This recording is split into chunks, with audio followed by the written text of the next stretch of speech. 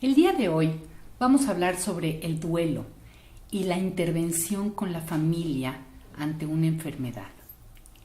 Cuando nosotros escuchamos la palabra duelo, generalmente pensamos que alguien está en duelo porque murió un ser querido.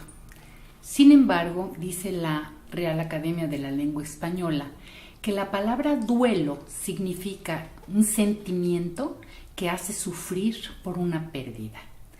Y esta pérdida puede ser de cualquier tipo. Cuando nosotros hablamos de pérdidas, tenemos que comprender que el paciente empieza a vivir su propio duelo desde el momento en que empieza a perder su salud.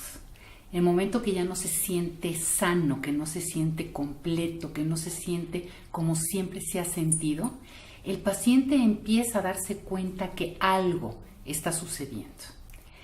Y entonces empieza a perder su salud, empieza a perder la autonomía de ser una persona totalmente independiente.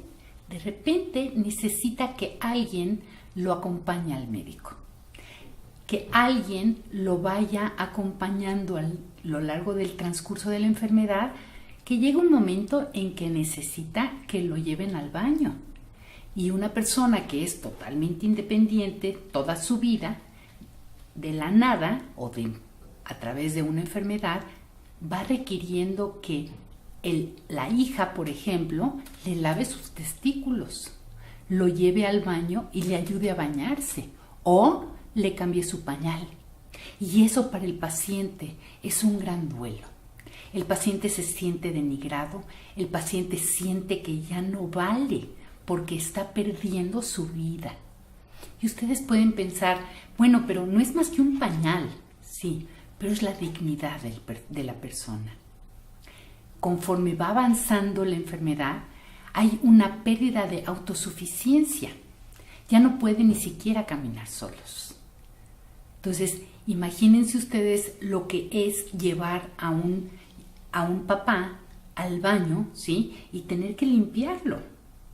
Son cosas que se van perdiendo y se va viviendo el duelo en sí.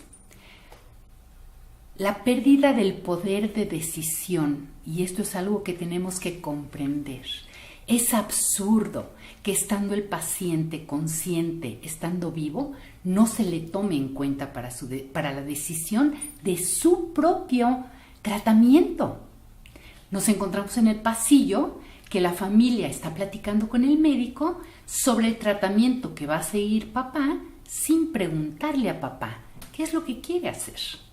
Sin preguntarle a papá, oye papá, ¿quieres meterte a una cirugía? Oye, ¿qué es lo que quieres tú que se haga? ¿Quieres pasar por la amputación de una pierna, sí o no?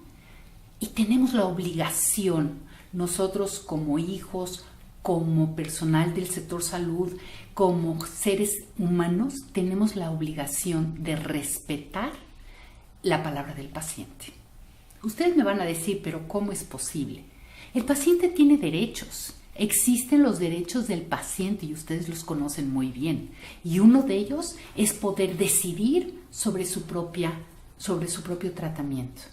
No importa la edad que tenga el paciente, porque igual un niño de 10 años puede decir, mamá, ya no quiero más el tratamiento, ya no quiero más operaciones. Y muchas veces vamos operando poco a poco, vamos cortando, ¿sí? Para tratar de curar, pero sabemos en el fondo que no vamos a sanar, no vamos a quitar el núcleo de la enfermedad, vamos a ir nada más alargando la agonía, ¿sí? Y llega el momento en que el paciente dice, ya no quiero más, y nuestra obligación es respetarlo. Hay una pérdida, ¿sí? de esta dignidad del paciente cuando hay una pérdida de control de esfínteres. Y si la familia no sabe qué es lo que va a venir, los toma de sorpresa y hay un pleito en contra del paciente porque piensa la familia que lo está haciendo para molestarlo, porque no se dan cuenta que el paciente ya no tiene la capacidad de controlar los esfínteres. Si nosotros como personal del sector salud les ayudamos y los acompañamos en este trayecto, vamos a hacer que la familia pueda salir más unida de esta enfermedad, de esta pérdida que van a tener a la corta o a la larga. No importa el tiempo que esté el paciente, lo importante es que el tiempo que esté lo viva con calidad. ¿De qué nos sirve poner una intubación cuando el paciente sabemos que no va a salir de ahí? ¿Qué es lo que estamos alargando? ¿Qué es lo que estamos postergando? Es la toma de decisiones. Que si el paciente nos dice desde un principio, no quiero que lo hagan, es momento de decirle, oiga, fírmeme que usted no quiere que lo hagan, ¿sí? Existe la ley de voluntad anticipada, pero no nada más eso. Existe la ley de los cuidados paliativos en México, en la cual se estipula a nivel federal que el paciente tiene derecho de decir, no quiero más tratamiento curativo. No quiero más seguir con este encarnizamiento terapéutico. No quiero continuar, quiero irme a los cuidados paliativos. Y nosotros como personal del sector salud tenemos la obligación de ofrecérselos y de explicarle de qué se trata. No es de que ya no hay nada que hacer. Hay mucho por hacer, ¿sí? Para sanar esta alma. Hay mucho que hacer para buscar el confort del paciente. Hablando de las pérdidas que se van teniendo a lo largo de la enfermedad, podemos hablar de la pérdida social. La gente ya no quiere ir a ver al paciente, porque dicen, yo ya no quiero ir a ver al tío Lencho, me quiero quedar con la idea que tenía de él, y entonces ya no van, y el paciente se da cuenta que se empieza a quedar solo, muchas veces porque huele mal, o muchas veces porque el cuarto no está bien aseado. Entonces son pérdidas que va viviendo el paciente y sus etapas del duelo.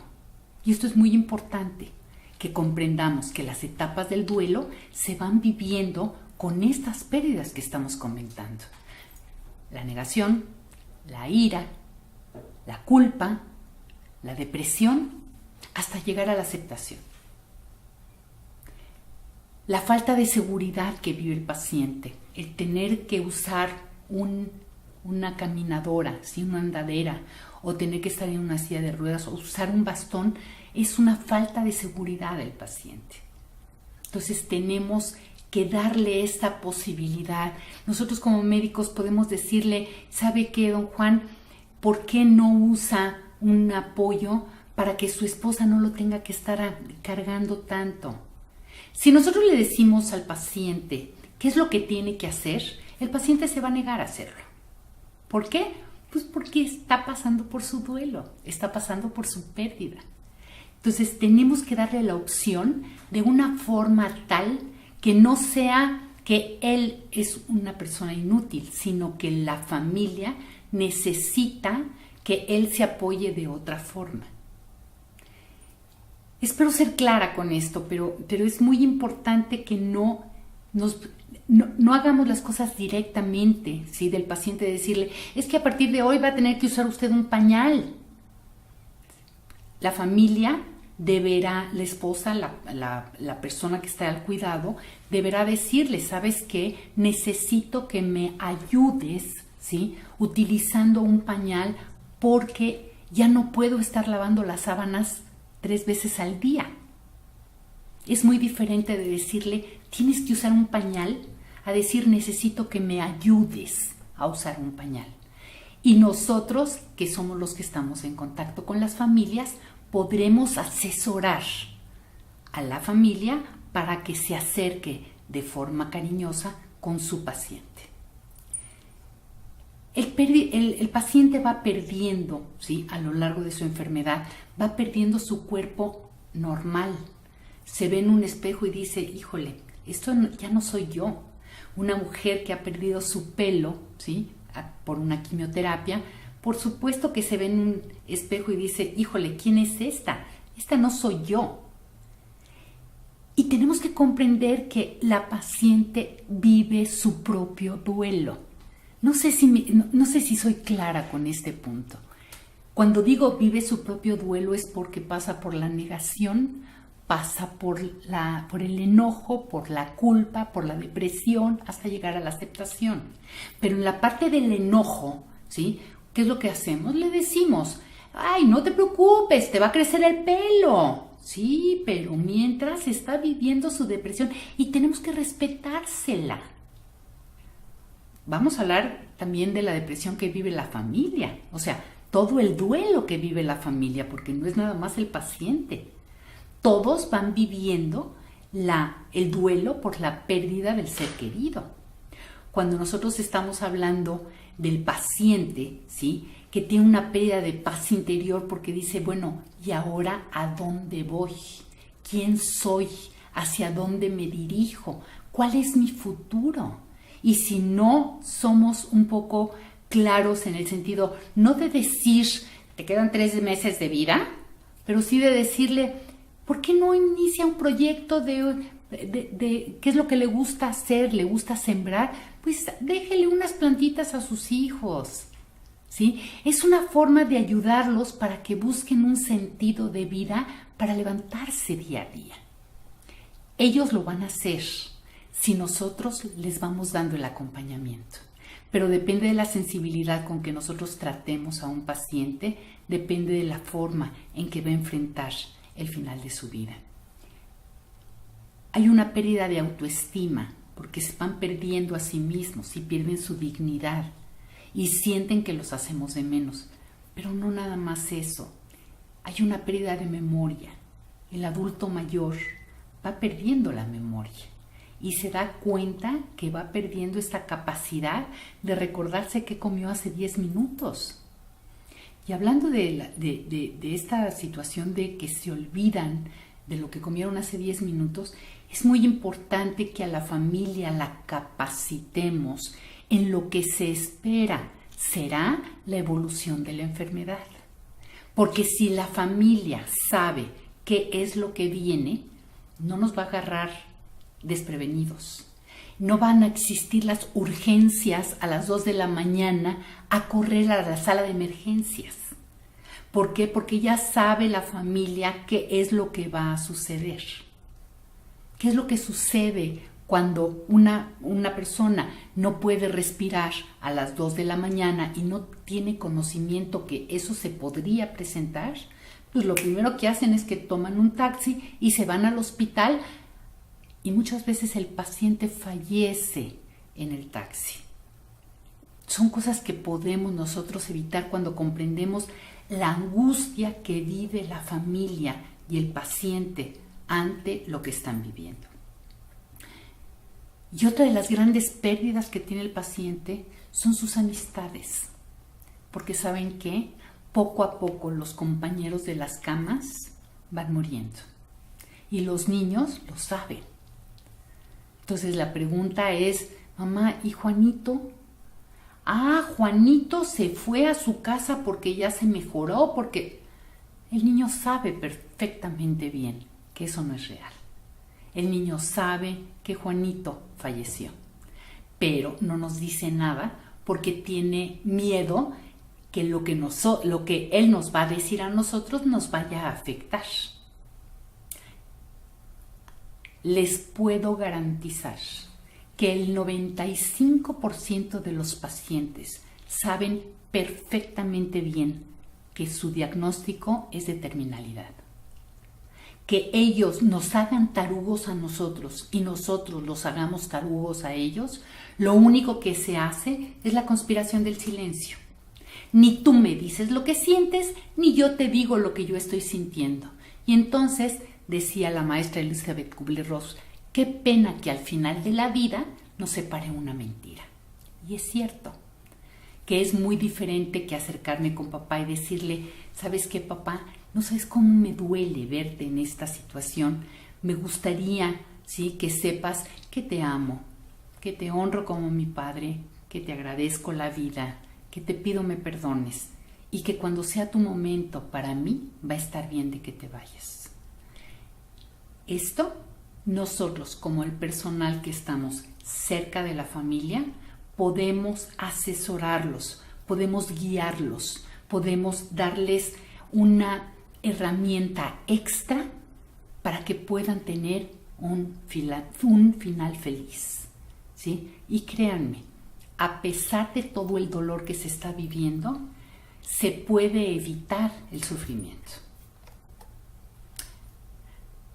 Cuando una enfermedad amenaza la vida de una persona, no solo afecta al paciente, sino también a todos y cada uno de los miembros de la familia. Y tenemos que comprender que el duelo que se vive no es solo el paciente que lo está viviendo y no es solo la familia que lo está viviendo. Lo está viviendo los dos, y de nosotros dependerá el que lo vivan en unión o lo viva cada quien por su lado. La familia también vive su duelo, y vive el duelo porque está perdiendo a su ser amado. Está perdiendo a este ser querido que sabemos que su cuerpo va a dejar de estar con nosotros. Se pierde la estructura familiar. ¿Quién es la persona que lleva el dinero? ¿Quién es la persona? ¿Quién es el centro de la familia? Es muy importante el comprender que toda la estructura familiar se está perdiendo. Y no nada más eso. Tenemos que tomar en consideración que toda la familia está viviendo su duelo, su enojo, al mismo tiempo, o cada quien por su lado. Está en otra etapa diferente. Pero cuando nosotros vemos que la familia está peleándose, muchas veces no es que se están peleando por el dinero, se están peleando por el dolor que están viviendo. El miedo genera culpa. El miedo genera agresión. Y entonces, desde ahí, nosotros podremos acompañar a la familia para que no terminen peleados los unos con los otros. Cuando nosotros hacemos la conspiración del silencio, ni tú me dices lo que sientes, ni yo te digo lo que estoy viviendo, entonces se genera un abismo. Vamos a fomentar para que hablen el uno con el otro y evitar desde ahí las culpas, las inseguridades y estos grandes enojos que se viven ante el duelo que están viviendo.